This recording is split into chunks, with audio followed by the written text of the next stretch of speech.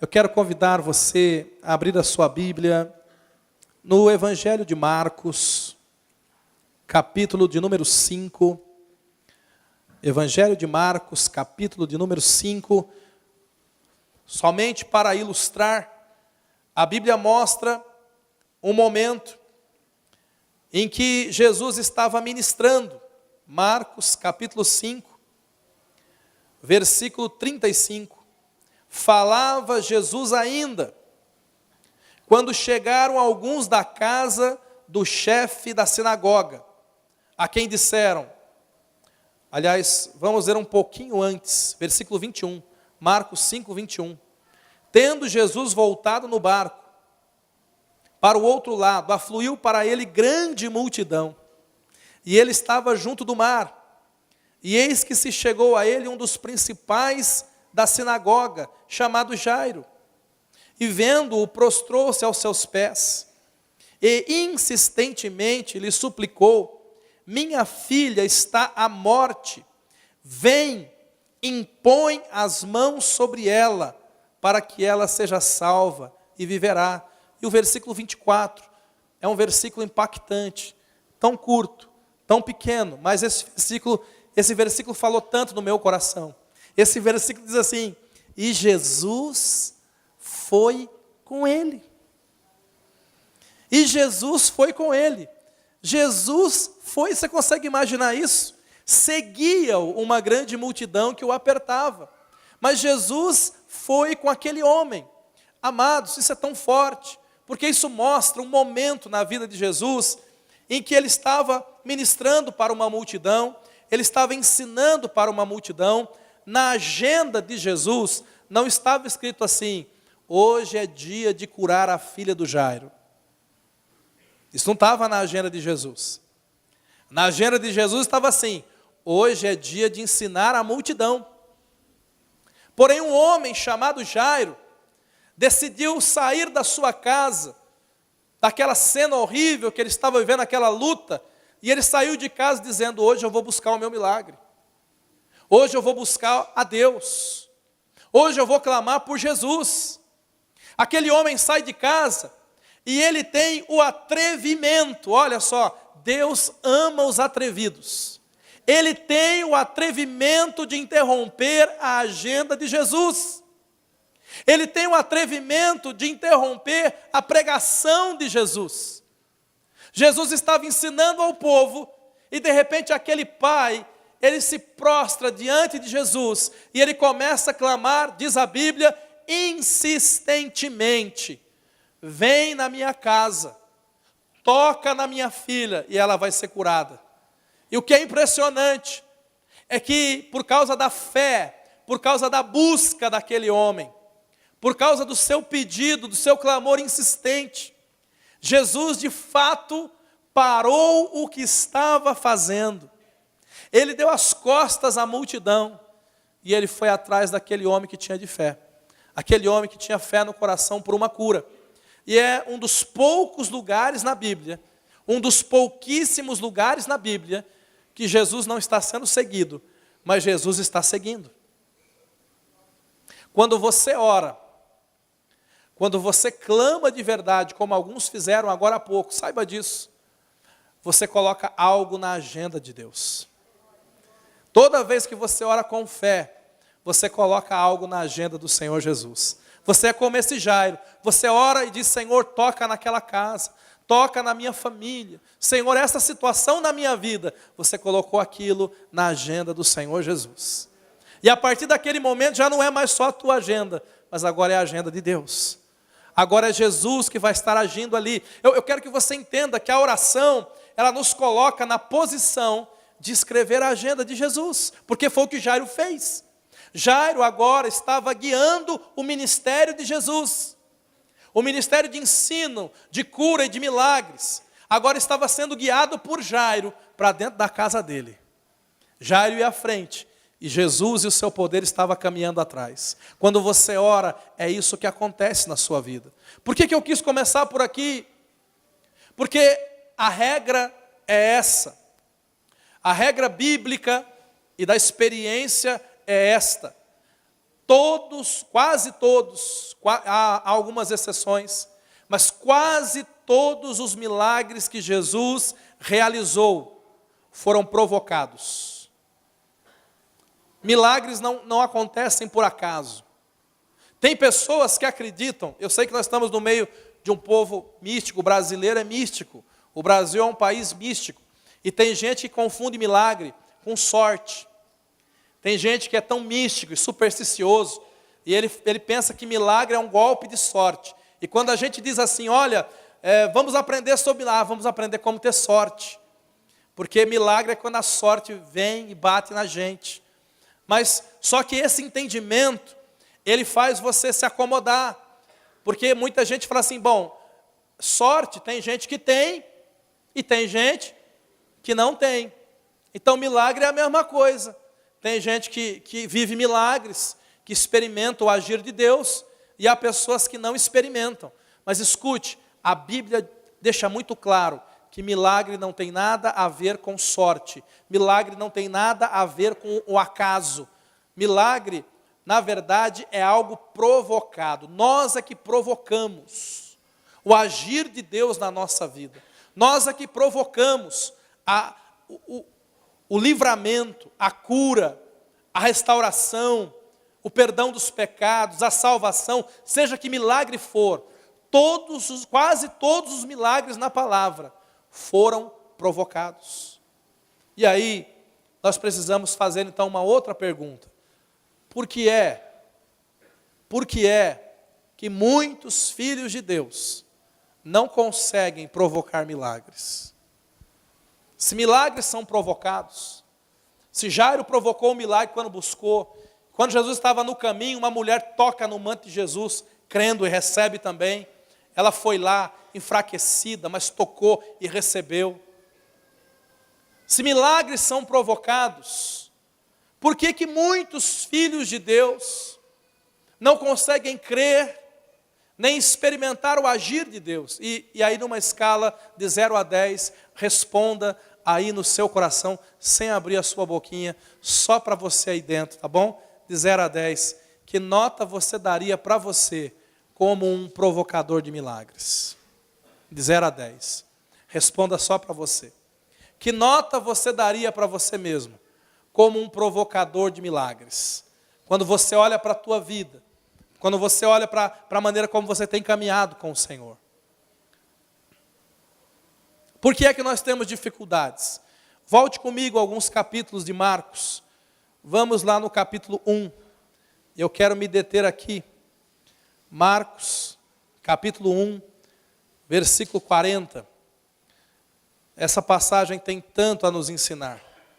Marcos, capítulo 1, versículo 40, relata a cura de um homem leproso.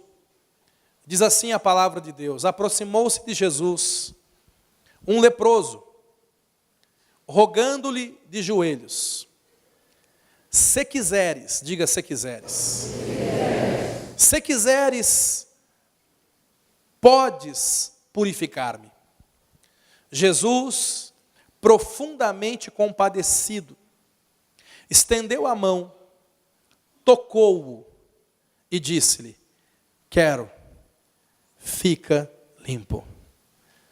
E no mesmo instante, lhe desapareceu a lepra e ficou limpo. Fazendo-lhe então veemente advertência, logo despediu. E lhe disse: olha, não digas nada a ninguém, mas vai, mostra-te ao sacerdote e oferece pela tua purificação o que Moisés determinou para servir de testemunho ao povo. Só até aqui. Esse texto é tão curto, mas o ensinamento desse texto é tão extenso, é tão grande, é tão lindo. A Bíblia fala de um homem leproso. Para você ter ideia do drama desse homem, a lepra era, na época bíblica, a pior doença física que existia. Pensa na pior doença hoje. Tem algumas doenças hoje que são horríveis. A lepra era, naquela época, de longe, a pior doença física que podia existir. O leproso, depois de contaminado, depois de doente, a sua carne começava a apodrecer no seu corpo. Era uma doença que desfigurava as pessoas antes de matá-las. Mais do que isso, a lepra naquela época era incurável e intratável. Não havia cura. Quando alguém se descobria leproso, essa pessoa sabia que estava condenada a uma morte lenta. Mais do que isso, a lepra, ela trazia um problema emocional muito grande, porque a lepra era contagiosa.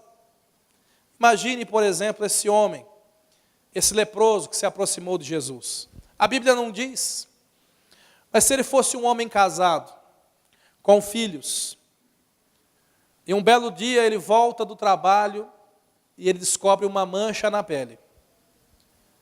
E ele vai até o sacerdote, que eram também os médicos sanitaristas da época. Eram os sacerdotes. E o sacerdote examina e diz: você é leproso. E naquele momento, quando ele recebe aquele diagnóstico, aquela sentença, aquele homem era banido do convívio da sociedade, da sua família. Isso quer dizer que ele não voltaria para casa para se despedir da esposa. Ele não voltaria para casa para abraçar os filhos, até porque ele os amava. Ele não ia agora levar aquela doença contagiante para dentro da sua família. A partir desse momento, ele não ia ser mais abraçado, ele não ia ser mais beijado, ele não ia mais ter um teto onde morar. E o que acontecia com os leprosos? Não havia leprosário. Naquela época, os leprosos eles eram pedintes na rua. Eles iam para as ruas pedir esmola. Eles não podiam mais entrar nas casas, não podiam entrar no templo para adorar a Deus. Havia uma palavra, um rótulo para o leproso: imundo. Eles eram treinados. Quando um leproso estava caminhando na rua e vinha alguém de lá para cá distraído, era obrigação do leproso gritar bem alto: imundo, imundo, para que a pessoa pudesse acordar e desviar dele, para que não houvesse o risco de esbarrar e acontecer qualquer tipo de contato que pudesse haver um contágio. Então essa doença era de longe a doença mais triste, porque ela não atacava apenas o físico do sujeito, mas ela atacava a vida emocional, a vida familiar, a vida religiosa. Se ele gostava de ir na sinagoga adorar a Deus todo sábado, a partir daquele momento ele já não ia entrar mais na sinagoga. Ele tinha que se manter distante de todos os amigos, de todas as pessoas que ele conhecia. E esta era a condição deste homem, desta passagem. Um leproso que estava vivendo esse drama. É por isso que a Bíblia compara o pecado à lepra, sabia? A lepra é um símbolo do pecado na Bíblia. Porque os mesmos males que a lepra causava, o pecado também causa. Pastor, o que é pecado? Pecado é toda forma de desobediência a Deus. Pecado é toda quebra da lei e do mandamento de Deus. Toda vez que nós quebramos a lei, toda vez que nós desobedecemos a Deus, nós estamos cometendo pecado. E assim como a lepra, a Bíblia diz que o pecado ele é incurável. Sabia disso? Pecado é uma coisa incurável. A Bíblia diz que ninguém, nada pode purificar o seu próprio coração. Salomão diz isso. Provérbios fala sobre isso.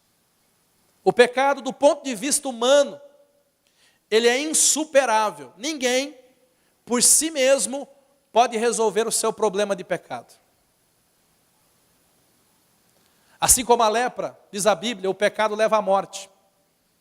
O salário do pecado é a morte. Romanos capítulo 6, versículo 23. Assim como a lepra, o pecado ele começa pequenininho, é uma pequena manchinha. Mas se o tempo vai passando e aquela pequena manchinha vai aumentando, aumentando, aumentando, e daqui a pouco o coração e a vida daquela pessoa está completamente tomada pelo pecado. Assim é a lepra, assim é o pecado. Começa pequeno, mas contamina tudo. Assim como a lepra, o pecado também tem contágio. Sabia que o pecado também contagia? Se você andar com gente sábia, diz a Bíblia, você vai ser sábio. Mas se você andar com gente ruim, diz a Bíblia, as más companhias corrompem os bons costumes. Por quê? Porque pecado se ensina, pecado se aprende. Pecado, você pode ser contagiado por ele, por um comportamento pecaminoso ou por um entendimento pecaminoso. Assim como a lepra, o pecado também afeta a nossa vida emocional. Quantas pessoas não sofrem nos seus relacionamentos? E o fruto, a raiz, se chama pecado. Assim como a lepra, o pecado arruína famílias. Quantas famílias não estão arruinadas?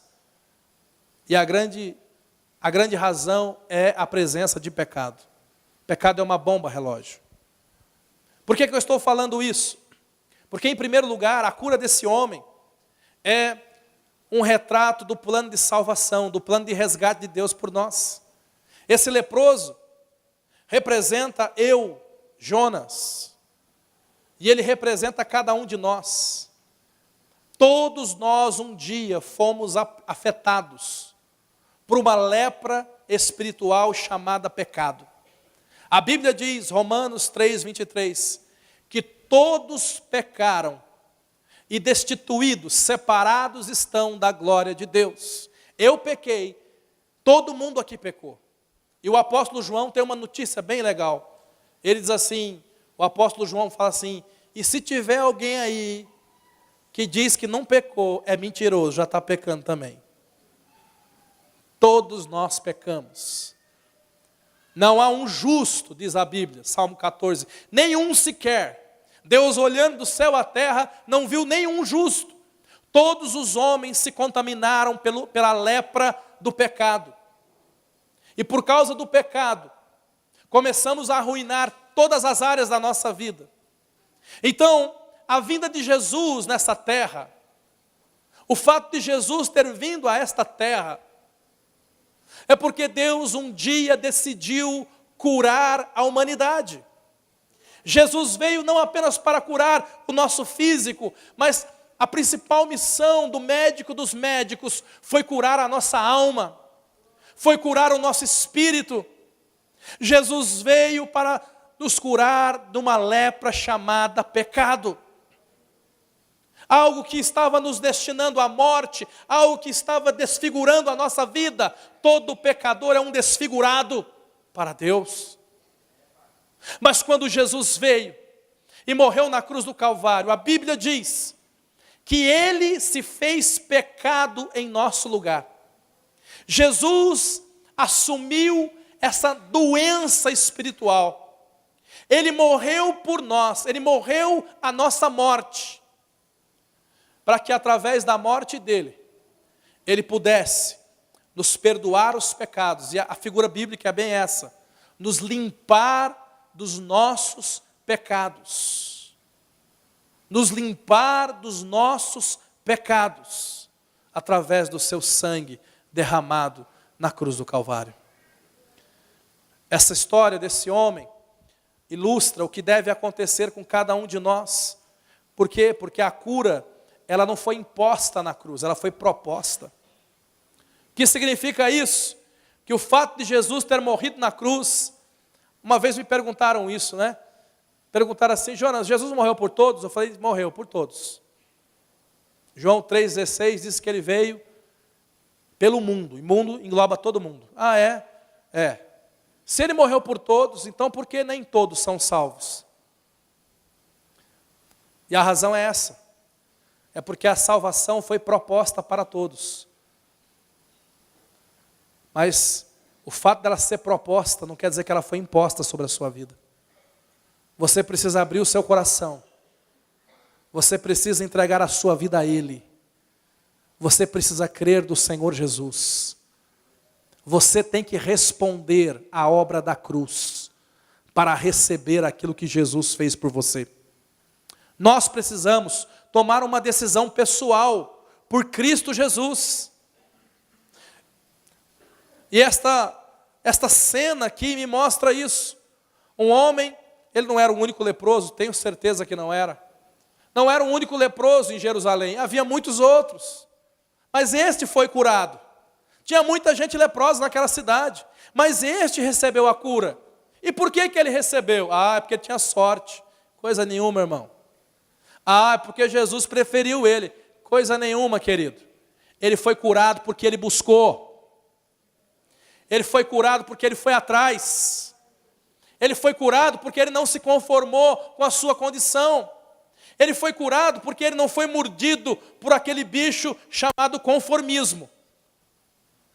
Apesar dele estar destruído por dentro e por fora, apesar da sua lepra, apesar da sua distância da família e dos amigos, aquele homem não se entregou. Eu quero falar isso para você hoje. Quer provocar milagre na sua vida? Em primeiro lugar, não se entregue. Não se entregue. Não se entregue. Não se conforme. Os conformados não recebem nada. Todo mundo que recebeu um milagre era um inconformado. Acabei de ler sobre um pai cuja filha estava doente, à beira da morte, mas ele não se conformou com a morte. Ele naquele dia ele falou: eu não vou fazer um velório. Eu quero ver uma ressurreição. Ele foi atrás de Jesus. Naquele mesmo capítulo havia uma mulher que há muitos anos estava com uma hemorragia contínua. Ela disse: eu não vou morrer assim. Eu vou buscar Jesus, eu vou tocar nele e vou receber.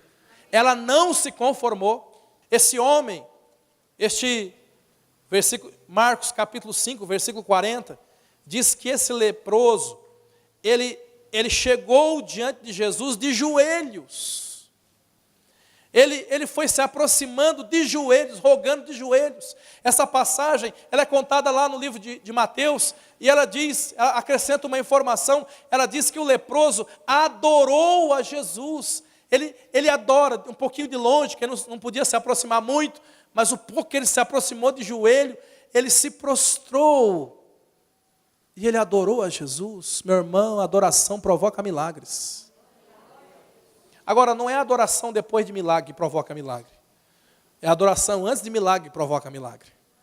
A gente já aprendeu tanto sobre isso, não é verdade? Tem alguns louvores e algumas adorações que são bênção. Mas quando vem depois do milagre, não é tão especial assim. Né? A Bíblia fala que o povo de Israel estava na beira do Mar Vermelho lá. E aí vem um exército de Faraó atrás. E a Miriam caladinha. Vai que a gente morre. Aí Deus fala com Moisés, ele toca na água, a água se abre. E Miriam ficou caladinha, vai que a água fecha. Aí eles começam a passar, todos, imaginem um louvor no meio do mar, com parede de água de um lado e outro. Imagina que som que ia ficar ali, hein, Didi? Miriam caladinha, vai que fecha. Vamos ficar quietinha. Aí eles chegam do outro lado.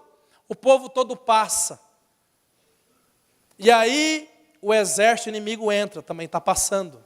E Miriam, caladinha. Vai que fica aberto. E o exército passa e a gente morre. Aí o Mar Vermelho se fecha. E mata todos os soldados inimigos. E aí Miriam fica caladinha, vai que ressuscita. Aí Moisés, o líder, canta um cântico de adoração ao Senhor. Nesse momento, depois de tudo, a Miriam pega o pandeiro e fala: vamos dançar e adorar a Deus, porque Ele é grande. Glória a Deus por isso. Glória a Deus. Mas Deus quer uma geração como a geração desse homem leproso, que adora a Deus antes do mar se abrir, que adora a Deus antes da cura chegar, que agora adora a Deus antes da libertação acontecer, que adora a Deus antes de ver um milagre, porque esse tipo de adoração move o coração de Deus, porque moveu o coração de Jesus. Um homem se aproximou de joelhos e o adorou. Agora, quando esse homem ora, a oração dele é tão parecida com a minha e com a sua. Porque esse homem, ele era pó, igual eu e você. E ele vai para Jesus, e ele tem uma dúvida no coração dele muito grande. Você sabe, quando nós vamos pedir um milagre para Deus, a gente precisa de fé. Amém, gente? Diga fé. Porque a Bíblia diz que sem fé é impossível agradar a Deus. A Bíblia diz que todos os milagres vêm por fé. O que é fé? Fé é certeza. Diga certeza. Então, se você duvidar, você já não tem fé. Mas, normalmente, nós temos uma dificuldade de exercer fé, porque todo ser humano tem duas dúvidas no seu coração. A primeira é, será que Deus pode? Tem gente que tem essa dúvida. Será que Deus pode ainda fazer alguma coisa? Será que Deus ainda ressuscitaria a minha filha? Será que Deus ainda pode mudar esse quadro lá em casa? Será que Deus ainda pode agir nessa área da minha vida? Será que Deus pode? Maria uma vez perguntou isso para um anjo. Mas pode isso? Será que Deus pode? A resposta, abra lá, ou projeta para nós, está em Lucas, capítulo 1, versículo 37. Que resposta linda. Que resposta linda. Lucas, capítulo 1, versículo 37. Porque para Deus, olha isso, nada será impossível. Se você entrou nessa noite com essa dúvida, será que Deus pode agir na minha casa? Para Deus, nada é impossível. Deus pode tudo. Uma vez um pai se aproximou diante de Jesus, o seu filho tinha um problema sério de epilepsia e havia com certeza um espírito maligno ali por trás, a Bíblia fala isso. Os apóstolos tentaram expulsar aquele espírito, não conseguiram. O pai então chega para Jesus e diz, se podes, ajuda meu filho. Eu gosto da resposta de Jesus. Jesus fala, se podes. Imagina Jesus falando assim. Imagina Jesus dizendo isso. Se podes, traz aqui o teu filho. E Jesus, é óbvio, curou aquele menino. Expulsou aquele mal dali. Porque Jesus pode. Efésios, capítulo 3, versículo 20. Abra lá.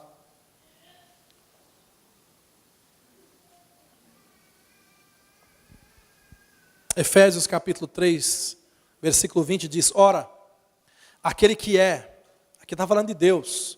Deus é o que, irmãos? Poderoso, diz a Bíblia. Efésios 3, 20. Deus, aquele que é poderoso. Ele é poderoso para fazer. Porque tem gente que pensa que Deus só é poderoso. Ah, eu acho que Deus é poderoso atrás de uma galáxia distante. Mas se Ele quiser fazer é outra coisa. A Bíblia diz que Deus é poderoso e Ele gosta de fazer. E Ele vai fazer na sua vida. Você tem que crer nisso. Crer que Deus pode. Crer que Deus pode fazer. Mas a dúvida daquele leproso lá de Marcos, capítulo 1, versículo 40, em diante, não era se Deus podia. Ele se aproxima de joelhos diante de Jesus e ele estava com a segunda grande dúvida. Eu creio que aqui nessa igreja, todo mundo crê que Deus pode. Eu sei que você crê que Deus pode. Pastor, eu creio que Deus pode. Eu creio que Deus pode. Mas a dúvida de muito é a dúvida do leproso. Será que ele quer? Essa era a dúvida do leproso. Que o Senhor pode me curar da lepra, eu sei que o Senhor pode. Mas a minha pergunta é, será que o Senhor quer? Ou será que essa lepra o Senhor colocou em mim por alguma razão? Ou será que eu fiz alguma coisa e o Senhor não vai querer tirar? Essa era a dúvida do leproso. Há muitas pessoas nas igrejas, eu creio que aqui, que me ouve agora, que não tem dúvida se Deus pode. Você sabe, você diz assim, olha, eu sei que Deus Ele pode, se Ele quiser Ele muda a minha vida em 24 horas. A minha dúvida é, será que Deus quer mudar? Será que Deus quer mudar? E aí você não está duvidando do poder de Deus. Aí você está colocando em dúvida o caráter de Deus. A vontade, isso é muito sério. Você está colocando em dúvida o caráter, o desejo, a vontade de Deus. Quantas pessoas dizem assim, olha, eu sei que Deus pode me curar, mas será que Ele quer me curar? Eu sei que Deus pode me abençoar e me suprir, mas será que Ele pode, será que Ele quer me abençoar e me suprir? Como é que eu posso responder essa pergunta? A melhor resposta Está aqui no próprio texto. Diz a Bíblia aqui que o Senhor Jesus deu uma resposta tão linda, né? Tão curta. Se queres, podes limpar-me. Jesus respondeu no versículo seguinte: quero, fique limpo. Jesus sempre quer, querido. Jesus sempre quer o teu bem. Deus sempre quer o seu bem. Você sabe, Jesus caminhou nessa terra durante 3 anos e meio. Ele nunca colocou uma enfermidade em ninguém. Tem gente que diz assim, Deus gosta de botar doença nos outros. Esse não é o Jesus revelado na Bíblia. Ele nunca colocou uma doença em ninguém, ele só tirou. Então, se você quiser saber se Deus quer colocar ou tirar a doença, olhe para Jesus. Quando você lê o que Jesus fez, você descobre qual é a vontade de Deus para a sua vida. João, vai lá em João, capítulo 5. João, capítulo 5. Acompanha comigo. 19, João 5, 19. Diz assim, então lhes falou Jesus, em verdade vos digo, que o Filho, que sou eu, nada pode fazer de si mesmo, senão somente aquilo que vir o Pai fazer. Porque tudo o que este fizer, o Filho também semelhantemente o faz. Sabe, Jesus veio para essa terra para revelar o coração de Deus. Jesus veio para essa terra para revelar a vontade de Deus. Eu não sei como tem gente que ainda duvida do caráter de Deus. Como existem pessoas que ainda duvidam do coração de Deus. Porque Jesus veio revelar um Deus que quer curar, que quer salvar, que quer libertar, que quer mudar a vida das pessoas. E Jesus diz aqui, tudo que eu faço é porque eu vejo o meu Pai fazer. Sabe o que Jesus fazia? Jesus curava, libertava, salvava e cuidava das pessoas. Esse é o coração de Deus. Portanto, se você tem essa dúvida no seu coração, mas será que Deus quer? Nessa noite eu quero motivar você a crer num Deus que quer tocar na tua vida. A crer num Deus que não apenas pode, mas um Deus que quer agir em você. Mas Jonas, se Deus pode e se Deus quer, por que às vezes não acontece? É porque muitas vezes o problema, muitas vezes não, sempre, o problema nunca está do lado de Deus, está do nosso lado. Nós nos sentimos indignos. Esse homem, ele estava numa sociedade que discriminava os leprosos. É por isso que ele se aproxima de longe. Os leprosos não eram bem-vindos. É por isso que ele vem de joelho. É por isso que ele pergunta, será que o senhor quer? E Jesus, ele faz uma coisa que era proibido. Jesus aqui quebrou a lei. A lei dizia que alguém são não podia tocar em um leproso. E Jesus aqui, ele quebra a lei, ele quebra os paradigmas. Jesus, ele não apenas diz quero, mas Jesus se aproxima desse homem. No versículo seguinte, a Bíblia vai dizer que Jesus o toca. Você consegue imaginar aquele homem que estava com aquela doença há tanto tempo, que não era abraçado nem beijado por ninguém, e de repente a primeira pessoa que o toca é o Filho de Deus. Um toque de amor, um toque de compaixão. Jesus diz assim, não apenas quero te tocar, quero te curar, meu filho, mas eu vou tocar em você. E Jesus toca na vida. Tem gente que diz assim, eu acho que Jesus não quer fazer o milagre da minha vida porque eu estou sujo demais, porque eu pequei demais, porque o meu passado me condena, porque eu sou leproso demais. Então olhe para um Jesus que tanto amou, a ponto de tocar num leproso, vai tocar em você também. Escute no seu coração Jesus olhando para você e dizendo, eu quero, e tocando a sua vida. Tocando a sua vida, tocando o seu coração, tocando a situação. Esse é o coração do nosso Deus.